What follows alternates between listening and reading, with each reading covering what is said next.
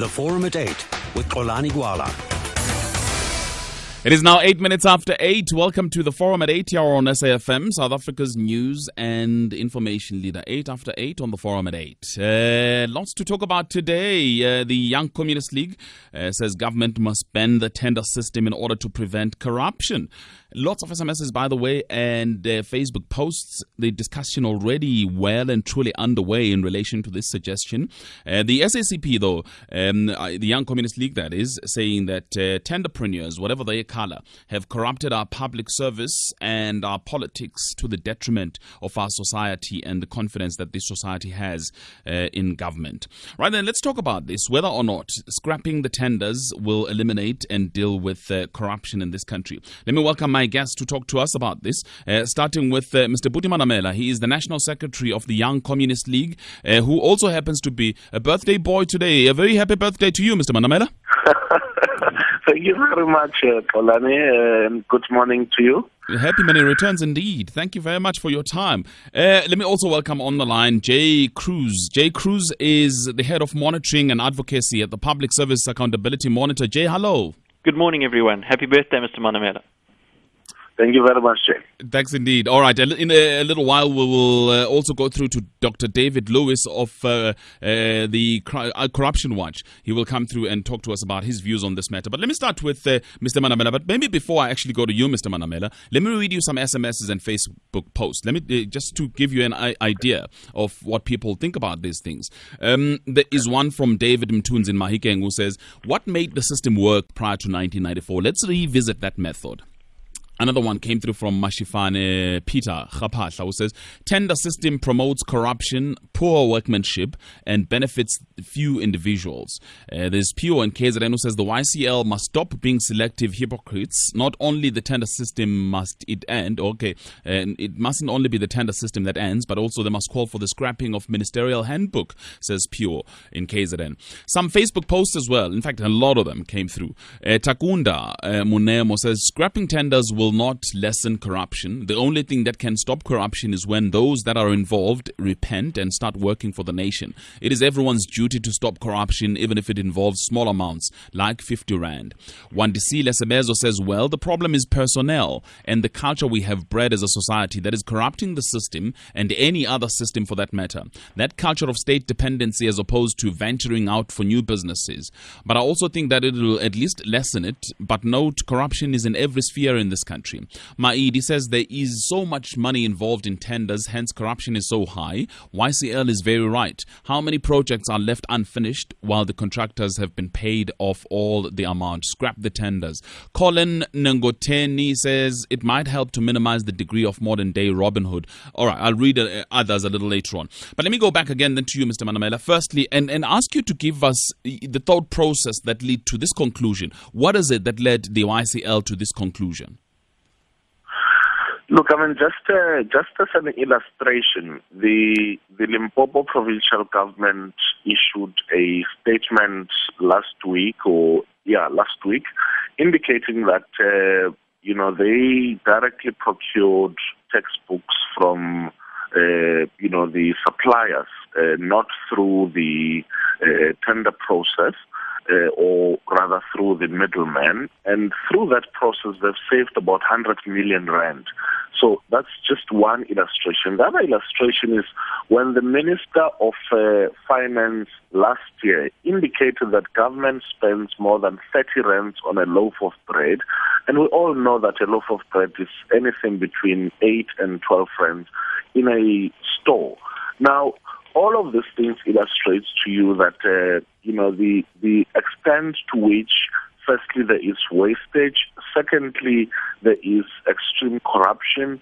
Thirdly, the extent within which people want to be politically connected, not so that they are political activists, but so that they have got access to the tender process, illustrate to you that something has got to be done. So, as the Young Communist League, our very thoughtful view is that we need to really think about, firstly, cutting out the middleman, or rather the tendering process, as it relates to services that government have prioritized, which is education, health, housing, rural development, and all those other areas. And we think that government has the capacity and ability over time to ensure that it directly provides all of these services. And right. we also believe that this will create sustainable employment. It will guarantee our people services that they need, instead of a situation wherein you've got to go through a million bureaucratic processes to ensure that all these services are provided. But that those services will then be provided directly by government, and that those services will be provided timelessly and without the hassle of having to get somebody else to do it. Some may argue again that perhaps your suggestion is throwing out the baby with the bathwater here. You spoke about the finance minister, for instance, and in his speech last year, and I'm going to quote a paragraph or two here, where he was talking exactly about this matter. He said, public procurement plays a significant part in the economy and is central to government service delivery. However, citizens and taxpayers, of course, to back up your point, do not get full value for money because this is an area vulnerable to waste and corruption. But he says, alongside the work of the competition authorities in addressing supplier collusion and tender rigging, a strong procurement framework is critical to boosting jobs and service delivery. He went on to mention a number of investigations that are there. He said 53 investigations involving procurement irregularities, involving about 3 billion rand underway. Minister Radebe recently reporting that 65 people linked to some of these investigations have been arrested. But he went on then to talk also about a big structure that will look after these things, that will be able then to investigate corruption within the tendering system. There are initiatives underway, is the point I'm making here, to deal with this matter as opposed to scrapping it completely, Mr. Manamela. Look, our view is that the suggestions that have been made by Minister Gordhan, although genuine, are actually putting a lot more burden on the part of the state, and therefore also prolonging the process of service delivery. And we think that has got to be dealt with. There's a sad case in Limpopo wherein, and I'm sure that a lot of other provinces may actually relate with this situation, wherein patients go to hospitals, with a doggy bag, with food, or rather with food parcels, and it's got to do more with the fact that people who have been given tenders to provide food and other basic stuff in hospitals have not been able to deliver, or the bureaucratic processes in government has presented a situation wherein it takes much longer for all those services to be provided. But that's the whole point. View is that we do not need more bureaucratic processes in order to resolve this process. What we actually need is the state to build capacity to be able to provide. But that's the whole point. The reason why you need to procure is because of bureaucracies within the state. It's also because of the inefficiencies within the state. Now, to assume that all the private sector tenders are actually corrupt, it may very well be wrong. That there are some people who do these things cost effectively, efficiently, and corrupt free. Look, I think we agree with that. We are not in any way suggesting that every tender that government issues has got corruption or that people's hands have been greased. But unfortunately, it's not even a perception. It's a reality that people want to be politically connected in order for them to have, access to certain tenders. But we are also mindful of the fact that the state may not be able to provide each and every service, and that there are certain expertise which lies in the private sector. But also, I think there's one of the Facebook postings questions which asked about what happened before 1994. The reality is that the apartheid government had ensured that it provides all the services. You know, the houses which we used to call matchboxes, the schools which were built, the clinics which were built, that was public works. And I think that's the kind of situation where we want to go into, wherein government has the capacity to be able to provide all of these things. Jay, do you agree? I think certainly for the next 5 to 7 years, it would be naive to situate the function within government. They certainly don't have the capacity. I do agree that certain functions should and could be better performed within government, but certainly the problems that we currently face turn on the appointment of contractors who can't deliver on their responsibilities, and certainly corruption is very prevalent across the provinces, and has resulted in the service being compromised at many levels.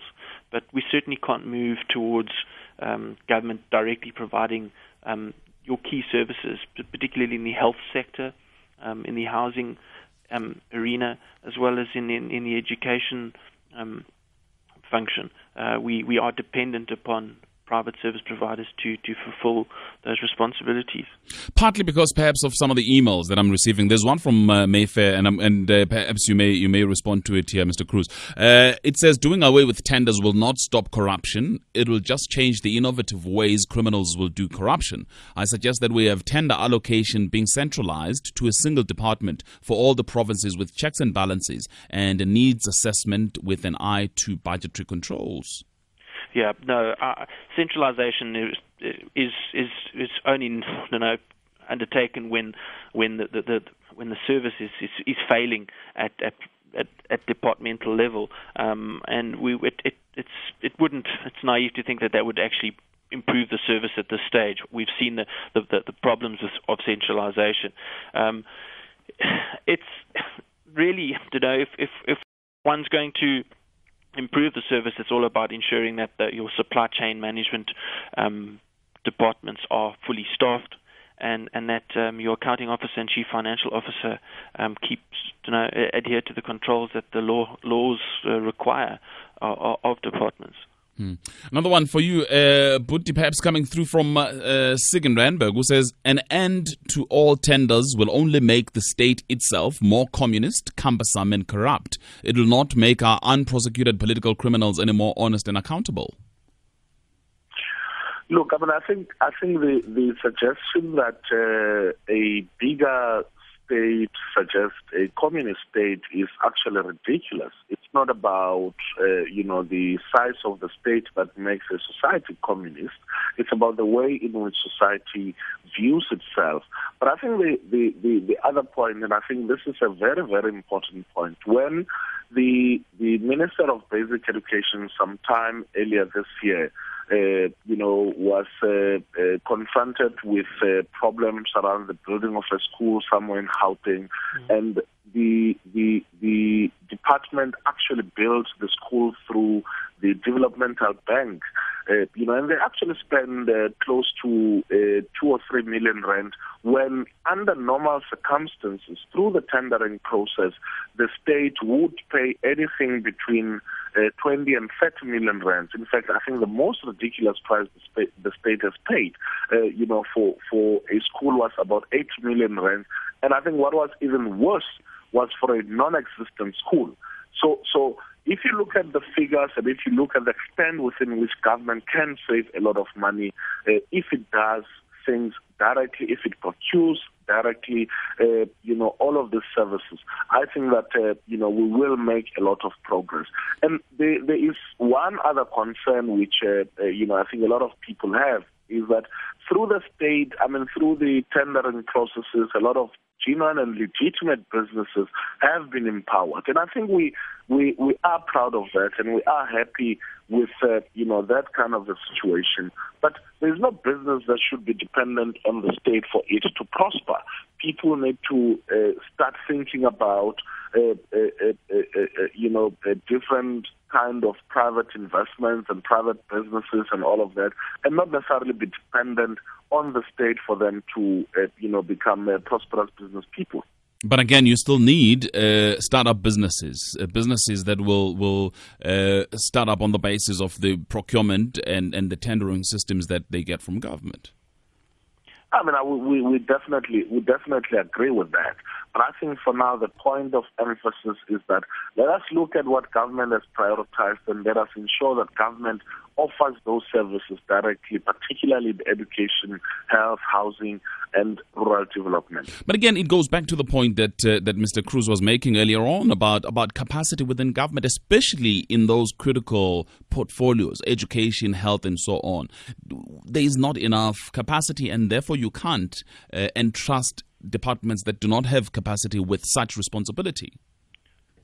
Now, you see what happened, Xolani, post-1994 is that many of the people who used to work for government, for the apartheid government, your engineers and all of that, resigned their positions in government and set up consultants, companies, and ended up giving those services back to government. So my view is that I think, and it's also a challenge for the Minister of Higher Education to ensure that we, have as much skills as possible in order to help government to provide all of these services.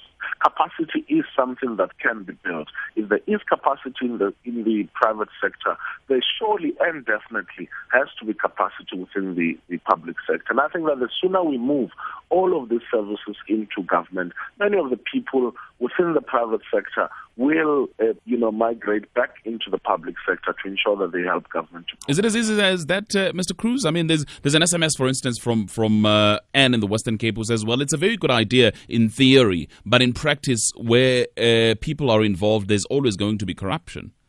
Yeah, look, the Preferential Procurement Framework Act, which is the primary piece of legislation dealing with how tenders should be granted, as well as the Constitution says that we should be one of the primary drivers should be cost effectiveness. And the reason we're paying too much for the building of schools or for the delivery of textbooks or for the construction of roads is because we aren't complying with the law. There's a huge disjuncture. The Auditor General last year, in his audit of all provincial departments, pointed to the fact that that there was uncompetitive and unfair procurement processes across the provinces. And Eastern Cape, there were 64% of the departments audited had uncompetitive or unfair procurement processes in place. The Northern Cape was at 88%. And that contract management, so where a service provider is appointed, they don't manage the delivery that the contractor is appointed to deliver on properly. So the cost effectiveness concerns really turn on a failure to actually monitor service providers and ultimately appoint a service provider that can deliver on their mandate. All right. You know what? Let's take some calls here. We'll also go to the SMSs in a minute and emails. But let's start with Gift in Port Elizabeth. Hello, Gift. Hi, Xolani, and hi to Comrade Buti. Look, Xolani, I think first and foremost, we must just differentiate between entrepreneurs and entrepreneurs. Because you'll notice that entrepreneurs are normally found in cooperatives and small, medium, and micro enterprises and are genuinely honestly go about doing business, whilst entrepreneurs, which, by the way, are found in both public and private sector, and often the two colluding are those who corruptly capture government tenders using their political positions or connections. But Xolani, also, how do you justify a municipality that has got a safety and security division with a lot of manpower but utilizes a private company to look after its assets, spending millions of rand annually instead of utilizing internal capacity? I think that's a challenge. But lastly, also, the value for money. I don't think government is getting value for money from these companies that are doing business with government. Let's say, for argument's sake, look at the state of hospitals in the country. Ever since government introduced outsourcing in 1996 because of the GEAR policy, the services in government departments, in particular hospitals, it's deteriorating to such an extent that you can't even take your parent to that hospital, which by the way, is a reflection that this system of tendering in the country has not been assisting us, and government has not been getting value for money. So I'm saying again, government must utilize internal capacity instead of you spending millions and billions of rand giving companies, which, by the way, are not giving value for money to government. All right, Gift in Port Elizabeth, thank you. Stelo is in PE as well. Hello, Stelo. Olani, good morning. Hi. Let me quickly differ with my colleague First Booty and Gift who just spoke before me. Yeah. Firstly, let me say categorically, Olani, I'm disappointed. I've been following Booty and the Communist League. I thought by now they would have done thorough research on the issue that they are raising. One, Sick in Randburg has said it all. If you do away with tendering processes, who will give work? Who will provide services to our people? The loaf of bread, that is 12 rand and 8 rand in the market. Who will decide where do you buy the loaf of bread? And that hand, which will decide at the end of the day, is prone to corruption. Can you say this? You want to buy loaf of bread, but an official within the municipality, an official within our government will decide that I go to so-and-so and buy the bread. And that decision will be influenced by corruption. Go to countries where communists have taken over and have decided to take over the running of the state. And the whole society has went through a strife, and the whole society has paid more higher price to pay the bureaucrats, and there has been no value on the other side. There has been no value on the greater part of the community or the society of those states. So this thing of doing away with tender processes is not going to assist us. But what will assist us? Is within government departments. You go out to tender, you are not ready, you do not have people to monitor the kind of service, the quality of service, the timeliest delivery of services. People are not held up to account by processes within municipalities and government to account on projects that stand unfinished, the projects that are spending more money than they are supposed to. You can't be going out to buy bread on 18 rand or 45 rand, loaf of bread, which is in the market, it's 9 rand. It's absurd. There must be limits within those tenders. That we're going for this price. If people are pricing over than the normal price, hard luck. All right. Stelo in PE. I thank you very much. I'm going to ask Budi to respond to Stelo in PE in a minute, but I need to take updates now, starting with the news, of course. But remember, you more than welcome, of course, to weigh in this discussion. It's an important one. 0891 104 208. 0891 104 208. To scrap or not to scrap the 10? What are your thoughts? 0891 104 208. I'll take emails as well. gwala@sabc.co.za. Oh, Mr. Manamela, you heard from IK. All right. Not yet. I haven't heard anything from Ike. Oh, he's wishing you a happy birthday. Anyway, we'll talk about that a little later on and about whether or not you're going to be partying, given the fact that there's a Congress happening there at Richards Bay. By the way, beautiful part of KZN. But listen, lots of views coming on email and SMS and on the phone lines. I'm gonna go to them in a minute. But let me introduce my other guest here, Dr. David Lewis, Executive Director at Crime Watch. He's on the line for us now. Dr. Lewis, good to talk to you again. Hi, Kulani. Hi, Corruption Watch. I beg your pardon, not Crime. Corruption Watch, indeed. I'm going to ask you, because part of what has happened over the past few months at Corruption Watch is that some of your investigations have revealed a very worrying trend where tendering is at the heart of the corrupt activities. In fact, I saw maybe 3 or 4 investigations that you reported on where irregular public tenders are at the heart of the corruption. Yes, absolutely. I mean, they're the most frequent reports that we have, and they involve certainly the largest sums of money. Yeah. What then would your call be, given that? Would you then say that we need to ban it, or do we need to work around it?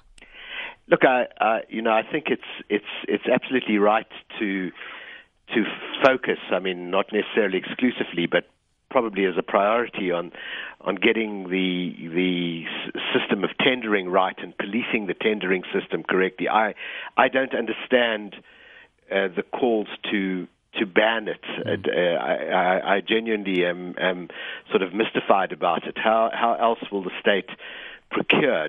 Do those who are calling for banning it mean that the state should produce everything that it consumes itself? That seems like a very unlikely proposition. And so, the only way to ensure some sort of fair procurement system and a competitive procurement system is to do it through tendering. It seems to me that the solution is to get the system right and to get it policed properly, rather than to ban it. I don't understand what banning it would mean, really. All right. Ubuti Manamela will explain again a little further, but let me just look at some of the views I'm receiving here. In fact, lots of them. There is Mano, for instance, who has written an email this morning saying, the problem is not tenders, it is the lack of the right conscience from the people. That is, those in the public and private sectors. As a society, we neglected the moral values and ethics that demanded us to be people of integrity. The scourge of corruption is now everywhere, for example, in government, NGOs, faith-based institutions, and trade unions, among others. The solution is to preach high moral values, says Mano. But here's another email as well from Monde. Monde says, the problem raised by Buti is that of a lack of capacity among tenderpreneurs in the mushrooming SMME private sector. For instance, Juju, who never was an engineer, had a road construction engineering company simply because of connection and corrupt political and government administration system. Therefore, corruption is deeply embedded and not as a result of tender processes. Buti and Blade have the wrong end of the stick. This prompts one to even doubt the credentials conferred to these people if they can conduct proper scan and analysis. That's Monde. Another one from Mashudu Inos in an email again. I think it's better to face the impact of government's bureaucracy than suffering loss in tender fraud money. Let me look at the SMSs. Lindahl says, pre-1994, the Afrikaner ran a socialist state and the English ran the capitalist business sector. Another one says, no tender, no corruption, no ANC. There's an SMS as well that says, have you seen how they manned potholes on rural roads in KZN? The NPA used to do a better job. Tender system is a curse on our nation. Vusi in Cape Town says, the problems are not due to the system, but rather the failure to adhere to the rules of the system. Gao Kumalo in Fredefort, the suggestion is too emotional than rational. What is critical is to ensure stringent checks and balances in the system. The one Neo in Mabato, in Daung, 16 million was paid for 4 RDP houses. Only 2 were built. Please investigate. Tendering, if done correctly, and following right procedures, and ensures lowest prices. If contracts were awarded without it, who would determine the price? Also says somebody else. Let's quickly now go to AB in KZN. Hello, AB. Hi, good morning, Kwalani. I agree with Buti and endorse whatever he's saying, because I think billions of rands are just being wasted with this tender system, and it definitely needs to be scrapped, I would say, immediately. Just referring to your previous guest, Jay, see, the Auditor General office, they have like 400 CAs, and I mean, prevention is better than cure. You need to have these CAs, in local government, in provincial government, and national government to, ensure, that before things are procured, that, proper checks and balances have been implemented, to save that money, instead of just squandering away money. So I think it is, central government control will be much better than the present tender system. Thank you. All right, let me just quickly ask Dr. Lewis whether he agrees with that. Central control, does it make a difference? No, I don't think that it is the solution. I think, there may be an argument for saying that government does a lot of, let's say, for example, road repair maintenance, and there may be an argument for saying that they should employ or beef up an internal capacity for maintaining the roads, an in-house capacity for maintaining certain roads. But whatever government does, I mean, even its internal road maintenance capacity is going to have to procure inputs from the private sector. Where are they going to get the machinery from? Where are they going to get the bitumen from? Where are they going to get the aggregates from? So whatever government does, unless it decides to produce everything that it consumes itself, and there's not a single product produced in the society that government does not consume at some stage or another, from loaves of bread to jet airliners.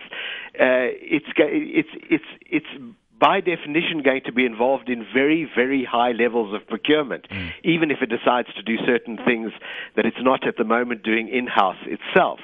So you've got to have a procurement system, and you've got to have one that's fair. You've got to have one that offers you the best products at the best prices. And so a bidding system or tender system seems to me to be the only way that I can conceive of in which this is done. What you've got to do, as some of your callers have said, is to beef up strengthen that system. Yeah. If government can't manage a tender system efficiently, how is it going to manage a system of producing every good and services that it requires effectively? But Dr. Lewis, perhaps it also needs to be sensible, because other people are complaining, for instance, that everything in government is outsourced. Government even outsources departments that deal with tenders. Yeah. Now, that's too much. I think that's probably right. I think what you say, or what your caller says there, is probably right. I don't think that and I've seen reports of that. I don't think that tendering should be outsourced to management consultants. That's not my prima facie view at any rate. But to ban the system of public procurement is not the answer. Certain things, as I've said, may very well be done better or more appropriately in-house by government itself. But the point is that government consume billions and billions of rands of goods and services every year. There is no way of escaping the reality that an effective system has to be developed whereby that procurement takes place, because there is no way on earth that government can produce all that it requires for consumption purposes, and all perhaps that it requires for consumption investment purposes. A point to bring back Mr. Manamela, because as you hear, as you've just heard from Dr. Lewis here, there is absolutely no way government can be able to do this on its own. No, but I think the point is that if it can be done by anybody, therefore government should be able to do it. And I don't think that, we need to cast aspersions on government. And I think I also get the point that people make that, there are a lot of problems associated with, for instance, state-owned enterprises. But that problem is being sorted out. I mean, there are proposals on how to make state-owned enterprises perform better. But you see, the other thing which Stella raised, which I think I completely differ with, is to basically suggest that if government does it, therefore it would be worse.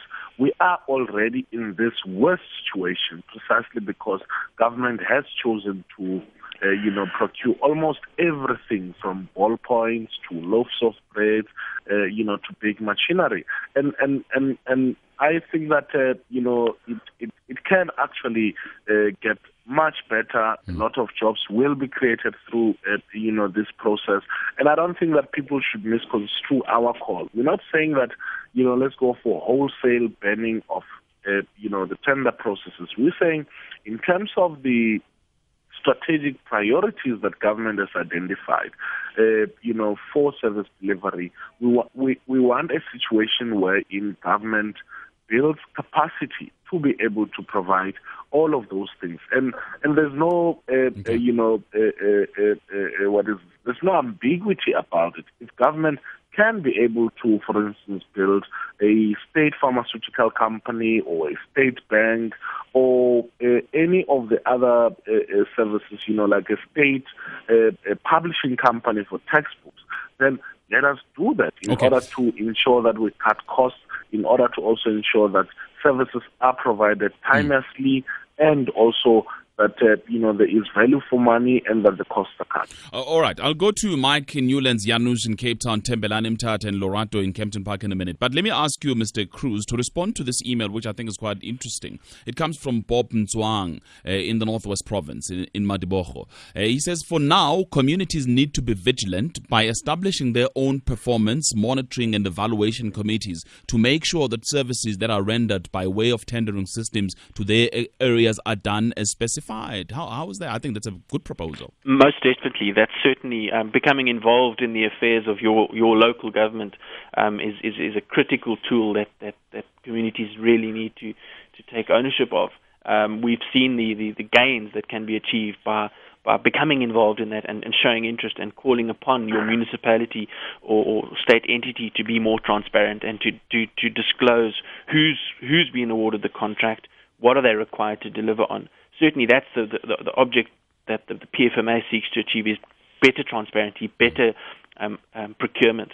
And so definitely, becoming involved in the affairs of your government will strengthen our procurement system. Sure. and improve it.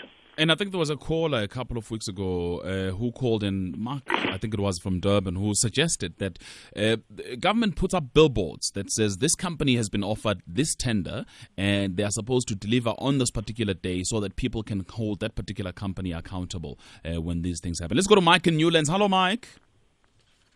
Good morning, Scolani. Thanks so much for taking my call, and happy birthday, Boetie. I just want to quickly ask Boetie, where does he stand in terms of consequences of your actions? Because I think the one thing we haven't addressed here is why do we have this enormous corruption in the country? And I believe it's simply because there's no consequences for your actions. I cast my eye on the Times this morning, gentlemen, and there we see Tony Ngeni, who's high up in ANC office, has been arrested yesterday for driving a 1.2 million rand Maserati. Now, I say to myself, this man has already been in jail for fraud. And there you've got a young chap who's working in the government. He's just joined. He's working in the Department of Education. Somebody comes along and says, listen, I'll tell you what, just change his numbers here and I'll look after you. He sees what's happening in the ANC. He says, well, Tony Ngeni gets away with it. Jackie Salebi gets away with it. Becky Cheli gets away with it. I'm going to get away with it. And nobody pays any price. Now, you might say Jackie Salebi went to jail. This is true.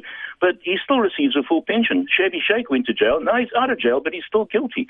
So my argument is, guys, until such time as no matter who you are, if you don't pay the consequences and you are protected by the state, or as we say, we've got 87 members of parliament who are all caught stealing.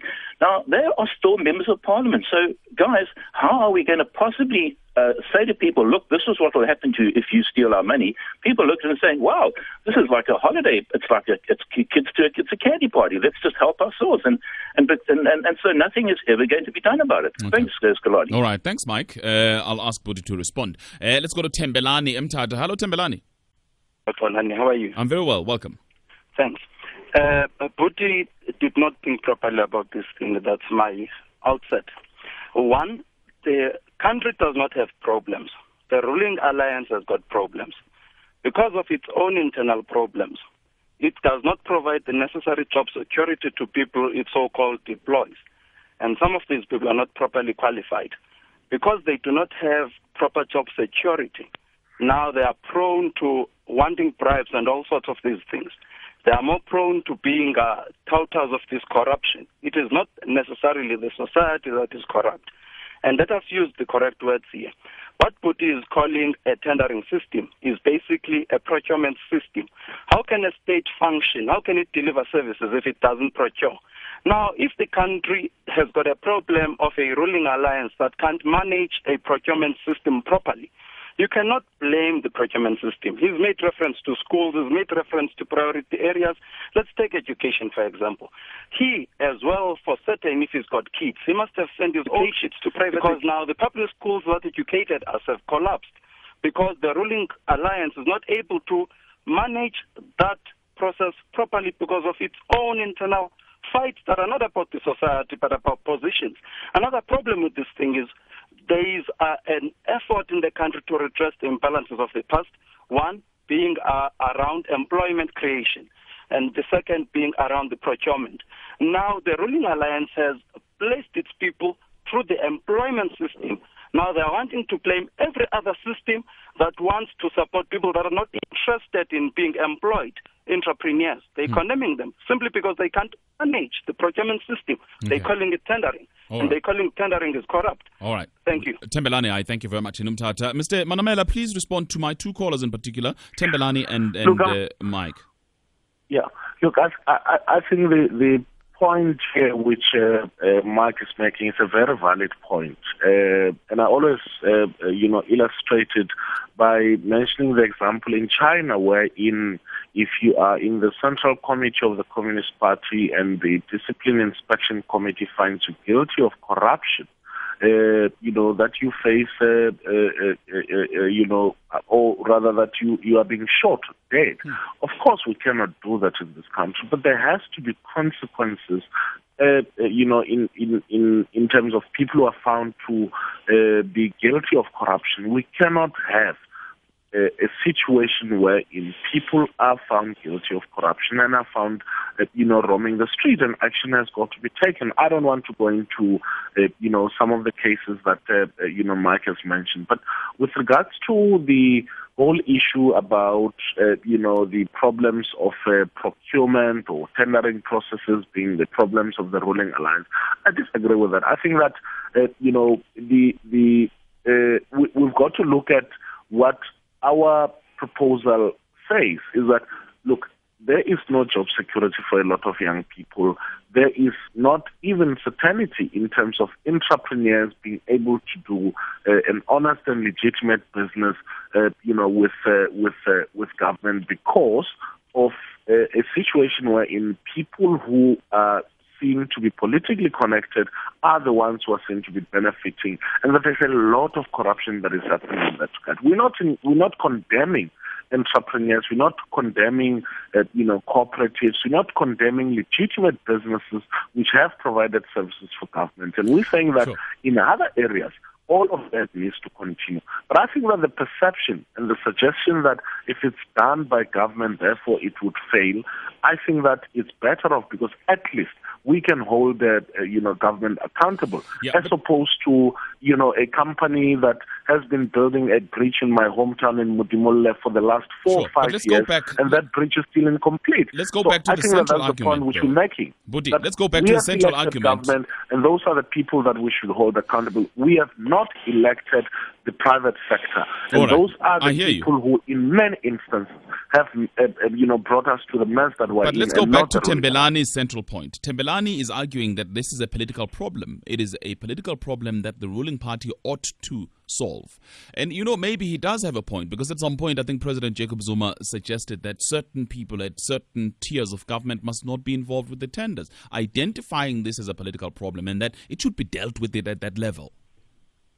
Look, our concern as it relates to it being a political problem is that, people who want to have access to tenders or who already have access to tenders wants to meddle with the, with the politics. There is the politics of money, people, basically paying, branches of the ANC, SACP or COSATU in order for certain leaders to emerge, and the emergence of those leaders guaranteeing their sustainable businesses. And I think that that's what the problem is. In Mpumalanga, there are people who died in Northwest, there are people who died in KZN, there are people who died precisely because partly what the premier of KZN called the confluence between business and politics. And I think that we have to also deal with that. But it's not a problem that the alliance alone needs to be dealing with. It's a problem that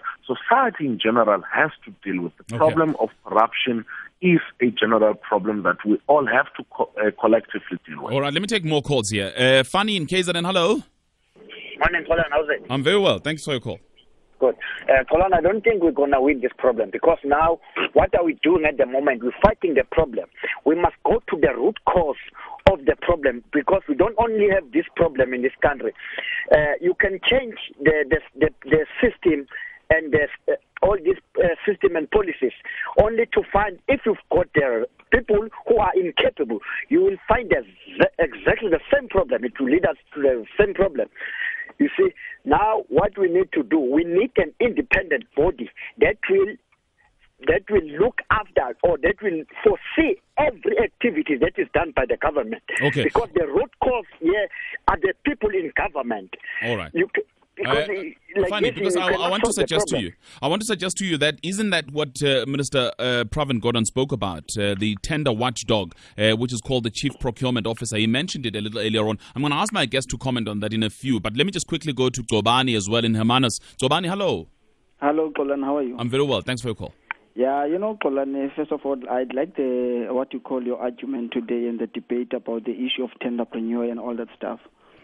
Xolani, I think we've got Bhuti Manamela who's very confused here. Xolani, Bhuti is one of the people, I think he really needs a political school. If you check the issue of the tenders, the tenders is not a problem in our country. The problem is how they are being implemented.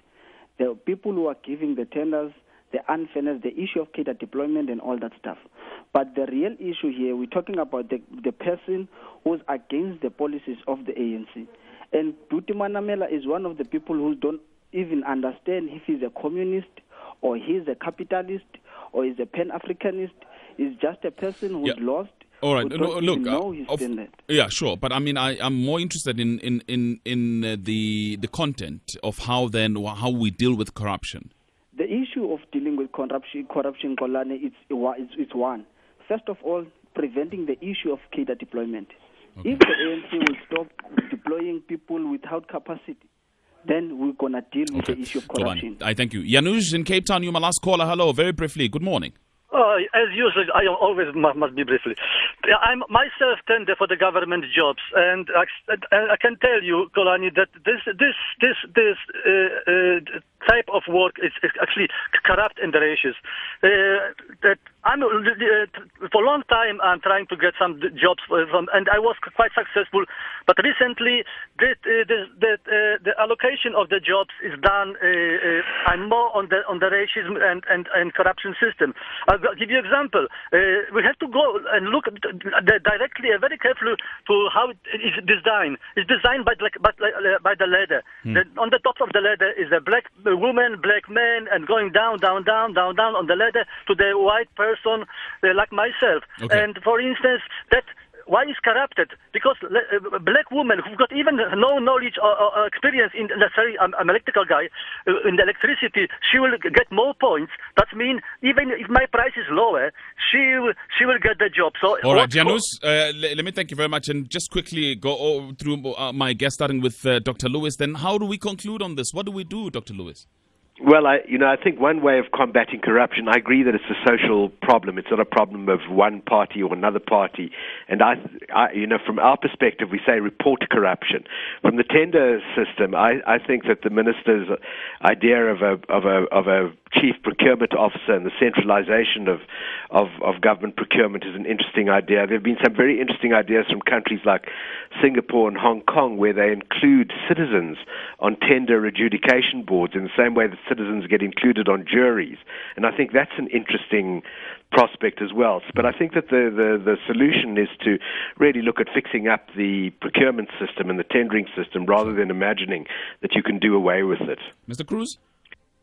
A chief procurement officer will certainly aid in the fight, but the problem remains with leadership. If we don't have MECs and premiers taking action against HODs and CFOs who don't comply with the procurement system, we're not going to win the fight, and the chief procurement officers will not succeed. So ultimately we need our leaders to take action against those and hold our service providers and those who corrupt the public purse to account. And Mr. Manamela?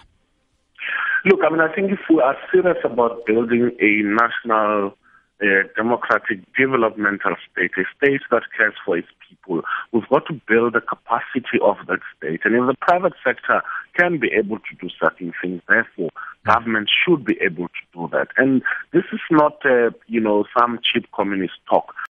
This is about our own people. Okay. This is about the development of our country. It's about ensuring that what the president spoke about, agent and radical change happens. And the first stop is to ensure that government provides. All right. Bhuti Manamela, I thank you very much. Go celebrate. It's your birthday. And he is the National Secretary of the Young Communist League. Also, I thank Dr. David Lewis, Executive Director at Corruption Watch, as well as Jay Cruz, Head of Monitoring and Advocacy, Public Service and Accountability. I thank you very much for all the SMSs and the emails, as well as calls as well. Just to end it, there's a very interesting tweet from Derek Hanekom, and the tweet says, Maserati, how much do they cost? Very interesting tweet, I think, on the back of what Mike said a little earlier on. On the forum then today, let's thank our team, Mishosha Ndlale and Colin Lemawane, our producers those. Forum producer Jake Mugoma, technical producer Mark Preller, senior producer Lungile Mabaso and Tili Ditibase. Forum chief producer Budziluko, executive producers Busi Chane and Ombrisi Chia. Olani Gwala, I'll be back again tomorrow. Time now for Morning Talk, of course, straight after the news at 9. After the news at 9. After the news at 9. After the news at 9. After the news at 9. After the news at 9.